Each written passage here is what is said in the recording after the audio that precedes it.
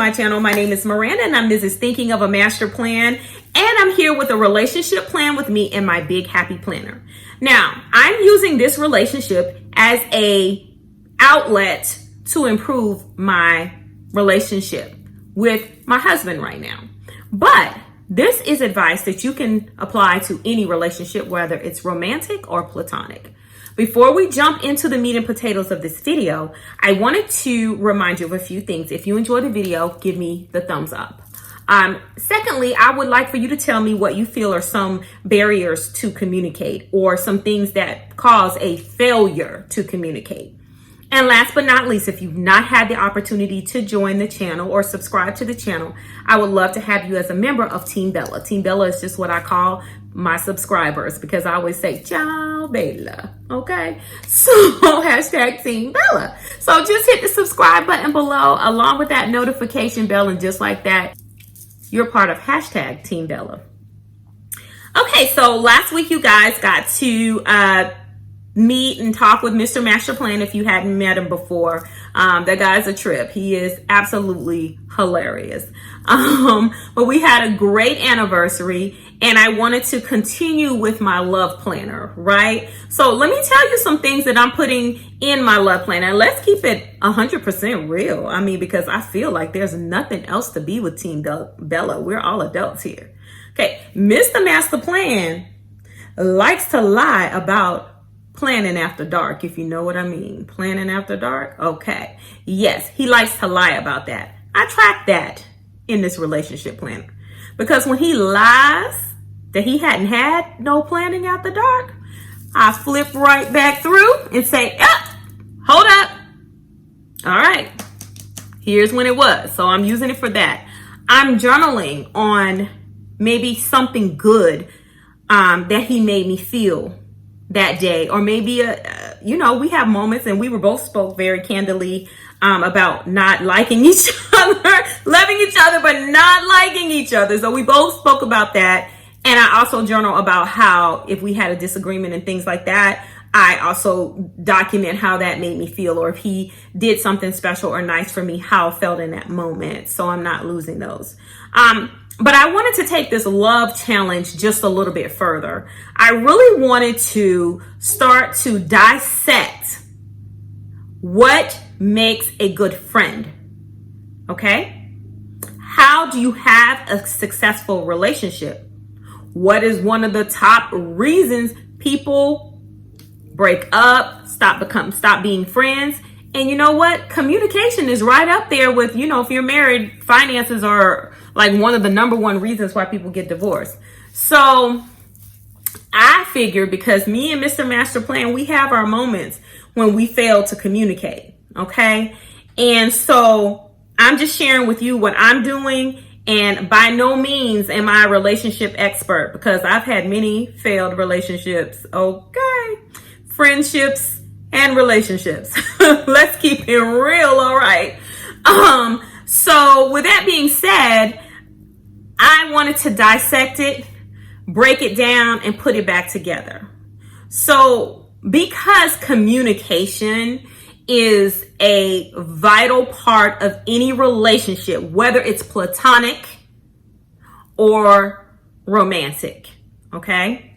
So with that being said, we're going to start this week with our first part of our first brick to our foundation. That's the word I was looking for, because, typically when you build a foundation, you got to have some good bricks. You want to make it strong. All right. So listening. So you have 2 pieces to doing this challenge, and you have all week to do it. And then we're going to discuss it next week, because I'm going to do it as well. So the first thing I'm going to do is I'm going to pick one of my favorite songs, and I'm going to listen to that song. And I'm listening to a word, phrase, sound, something in that song that I've never heard before. Okay? So that's one thing that I'm going to do. So that's the first part. That's part A. Part B is I challenge you to have a conversation with someone that you are in a relationship / friendship, platonic, romantic, developing a friendship with, And I want you to practice tip number 1. What is tip number 1? Tip number 1 is listen. Let the other person speak and do not interrupt. This is easier said than done. Because sometimes when you're having a conversation with someone, it will trigger something and you're maybe excited to tell that person, but they're not done getting their thought out. Your mama taught you it's rude to interrupt people. Don't be rude. Listen, don't interrupt. So that's what we are going to work on. We're going to work on 2 points of this week. Number 2 is to listen with the intent to understand, not with the intent to reply. That one is key because most of the time when we're having a conversation or a debate or disagreement, you are listening for someone to say a trigger word so that you can respond and tear them apart. Or you're listening for the trigger word so you can get your word in or your thoughts or your feelings in. And that's not how it works. We're going to cover all of the tips. So the third tip is if you are face to face with that person, look at them. Okay? You want to look at them because it goes with tip 4, which is look for nonverbal cues. You want to look at the speaker because it lets the person know that I am interested enough in what you're saying not to be looking at my phone, playing on my iPad, looking everywhere else, that I'm intently listening, not just hearing, because hearing and listening are 2 different things. Okay? Let's ask Alexa. Alexa, define hearing. Hearing is usually defined as the faculty or sense by which sound is perceived. For more, ask me to give you more definitions for hearing. Did that answer your question? Yes, thank you, Alexa. So you guys, thanks for your feedback. So you guys just heard Alexa say that listening or hearing is the faculty. So it's the sense of sound hitting the eardrum that's making a noise. That's hearing. Okay? Watch this. Alexa, define listening. Listening is a form of the verb listen, which is usually defined as to give attention with the ear, attend closely for the purpose of hearing, give ear. For more, ask me to give you more definitions for listen. Thank you again. So, to listen is attentive. Pay attention. The act. It's the act of hearing. You have to do it actively in order to really know what someone is talking about. You gotta listen. The next one, look for nonverbal cues that goes with the look at the speaker. So what I do, because right now most of our communication is via phone or via text. So 2 things I want to say here. What I do, because I'm the type of person, I have to get it out. You have to hear my thought. I have to have the last word. But if I'm on the phone and I'm listening, I get a pen and I write my thought down because I know after that person vocalizes what they're saying, then I will have an opportunity to come and talk about how it made me feel or what I'm feeling in that moment. So I write it down. When you're face to face, you can see those nonverbal cues. If a person is seeming reluctant to tell you something, if they're looking away, if they're skittish, if their body language is very rigid, if their face is red, they're mad. So all these nonverbal cues, it goes hand in hand with listening so you can really understand what the person is trying to tell you. Sometimes it requires empathy. Not all the time. But I always like to think, if I was that person and I had to tell this person whatever bad news or good news or whatever they're breaking, how would I feel in this moment? Or how would I feel in this situation? So ask yourself those questions. Be empathetic. Focus on the message, not the words. Here, I can give you an example. Me and Mr.Master Plan. Sometimes my husband will go way back to the 1800s with an old spiritual saying that I have no idea or clue of what he means. So I can't listen to the words. I have to take the context clues and focus on the message that he was trying to deliver. Because when that man told me, if rain don't fall, corn won't grow, I was like, excuse me, I've not farmed. I'm not a farmer. What are you talking about?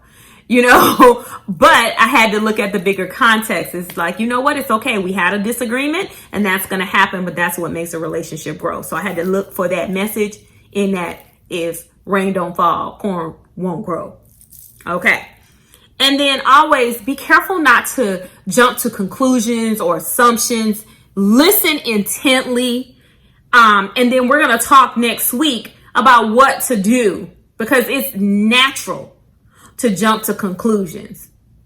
Like if my husband's in transportation, so he's a CDL driver. And so if he comes home and tells me, yeah, babe, today I hit something, immediately in my mind, I'm jumping to conclusion, oh Lord, the man about to lose his job. Okay, he's tore somebody's car up. It's going to cost us some money. That's how I think. But I cannot jump to those conclusions. And next week, we will go into what we need to do with the information that we have paid close attention, unbiased, and listen so we can really understand what our loved one or potential loved one is communicating with us. Because guess what? In any relationship, you must communicate. So let's do our best at being great communicators, starting with this. Don't forget the two things. Your favorite song or one of your songs that you enjoy hearing, something new that you hadn't heard in that song. We're going to share this next week. And then secondly, I am going to challenge you to listen to someone attentively using the 7 steps, which I will put in below this video. And tell me how it was when you went into a conversation, maybe with someone who you typically have a communication barrier or a failure to communicate with, and how was the conversation when you went in and you practiced active listening. Now I'm going to tell you guys now, I'm going to do this plan with me. It's going to be sped up, probably a voiceover, because I think the message in what we're doing here is more important than the plan with me. Okay, because we know we got to do our planner. Okay, we're going to put our plan together. Let's get to it. All right, so hopping right in, as a reminder, this is from November 2021, and the dates just match up with the month of May. I couldn't wait to jump into it, so I'm just going to white that out, and I'm also going to white out that little area that says notes. Now, the stickers today are all from the original Wellness sticker book, and I didn't bring that wax paper over because it's like ginormous. So I'm really going to be using the color scheme of like that dark teal, the rose gold, mint, and then a few pops of a lavender. So putting that long sticker there in my sidebar, and then I have a layered sticker here also that I'm putting down. And let me grab my actual planner as I'm doing this voiceover so that I can tell you exactly what that sticker says. It says you're stronger than you know. So I come along to the side and then I add this checklist here with the word reminder. And then of course, I have to layer. So I have a box that's already layered, and then I layered that rose gold header right on top of it. And then popping over to Tuesday, I use this daily reflection that says I'm feeling because, with hints of rose gold as well. Down there in the bottom in the corner, there's a notes double box sticker that I can use to write either on for Tuesday or for Wednesday. Coming back in, I'm putting some flags up top just to notate what I do towards our communication challenge for the week. And that sticker says stay positive. All right, I break out this stencil from the Happy Planner, and I'm just drawing some lines so that I can journal there. Now, even though the lines are straight, they're not quite spaced perfectly, but I'm okay with that. It does not bother me at all. My planner is all set and ready to go, and I'm ready to, put some good journaling notes and everything there. All right, flipping to the second part of the week here, we are going to start with Thursday, and we're going to mirror the other side by putting this layered box there with the rose gold on top. And then I go to the bottom and grabbed a teal sticker that says Radiate Positivity. And then in that corner, I put another notes double box and layered with a dark teal label right there on the bottom. Coming to the middle, I have another layered sticker with rose gold, and I think it's so cute. And it fits perfectly in that area. Here I'm going to jump around. So I have another layered sticker with the dark teal and the mint and the rose gold. And also there's my checklist. So essentially what I'm doing what I did on the left side of the planner, I'm definitely trying to mirror on the right side. I go in and I put those flags down as well. And then I go up in the corner on Sunday, I put that don't forget sticker there. And then I put my final 2 flags. And then I'll come and I have to add a choose joy sticker. It's going to go on the bottom of Friday.